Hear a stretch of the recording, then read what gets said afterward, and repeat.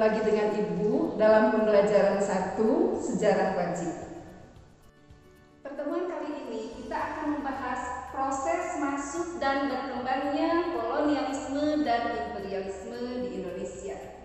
Definisi kolonialisme yaitu adalah perluasan daerah kekuasaan, sedangkan imperialisme itu adalah mengeruk keuntungan dari daerah yang dikuasainya. Makanya biasanya kolonialisme dan imperialisme itu adalah selalu bersamaan. Kalau ada kolonialisme selalu diikuti dengan imperialisme. Apa latar belakang kedatangan bangsa Eropa ke dunia timur? Kenapa orang-orang Eropa tertarik dengan dunia timur? Mereka lebih kepada ada sesuatu yang ada di dunia timur sehingga mereka kemudian tertarik terhadap dunia timur. Sehingga ada istilah bahwa dunia timur itu adalah mutiara dari timur. Apa yang menjadi ketertarikan bangsa Eropa dari dunia timur? Ternyata adalah ada satu kunci, yaitu namanya adalah rempah-rempah. Rempah-rempah yang mereka suka itu adalah jenisnya yang paling primadona itu adalah cengkih, pala, lada. Kenapa orang Eropa lebih tertarik dengan rempah-rempah? Karena di Eropa ada satu masa di mana musim mereka sangat memerlukan terhadap rempah-rempah tersebut, yaitu adalah musim dingin. Sehingga mereka sangat membutuhkan sekali terhadap rempah-rempah. Sehingga ketika ada latar belakang yang mengakibatkan mereka kemudian berusaha untuk mencari daerah rempah-rempah, yaitu adalah ada motivasi dari kejayaan bangsa Eropa, kemudian ada runtuhnya Kekaisaran Romawi, adanya perang salib. Perang salib ini adalah antara timur dengan barat. Antara timur dengan barat dimenangkan oleh Turki. Ketika Turki menang, maka jalan rempah-rempah dari dunia timur ke dunia barat kemudian terhenti di wilayah kekuasaan Turki.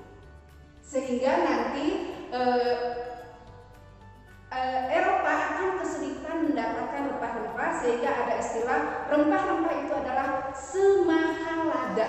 Saking mahalnya pedas, saking mahalnya lada, lebih mahal daripada gold, lebih mahal daripada emas. Itu adalah motivasi yang utama, karena adanya Turki mempersulit perdagangan rempah-rempah ke Eropa, sehingga memungkinkan orang-orang Eropa nanti akan kesulitan untuk mendapatkan rempah-rempah yang biasanya rempah-rempah itu adalah akan datang begitu saja ke Eropa. Sekarang sudah dipersulit, sehingga nanti rempah-rempah di Eropa akan sangat mahal sekali, dan nanti mengakibatkan mereka berusaha untuk mengadakan penjelajahan samudra. Di samping setelah jatuhnya Konstantinopel ke tangan Turki Utsmani.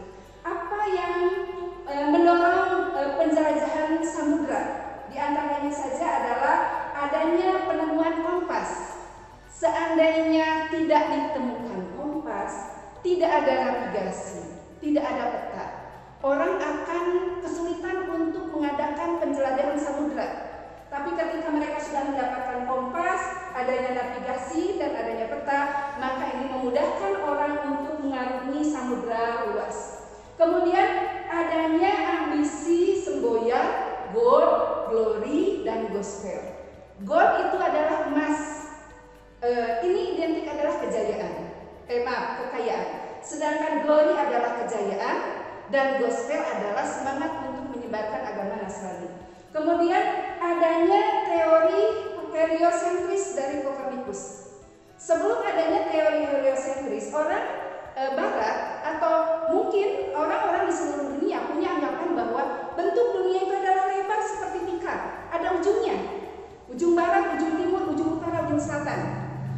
Jadi kalau misalnya mengadakan perjalanan mau ke timur, nanti mereka akan mentok di timur, ke barat akan mentok di barat.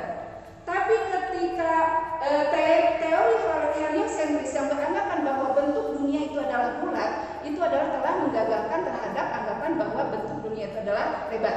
Ada rasa penasaran bagi orang-orang Eropa, apa betul dunia itu adalah bentuknya bulat. Kemudian yang terakhir adalah kisah perjalanan Marco. Negara mana yang pertama kali berusaha untuk mencari daerah asal rempah-rempah? Yang pertama adalah Portugis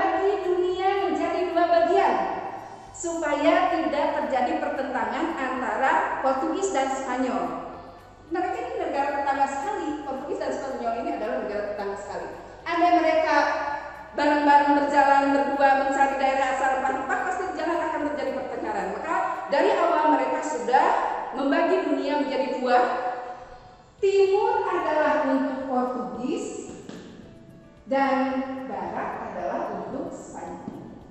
Ini adalah dalam perjanjian Tordesillas.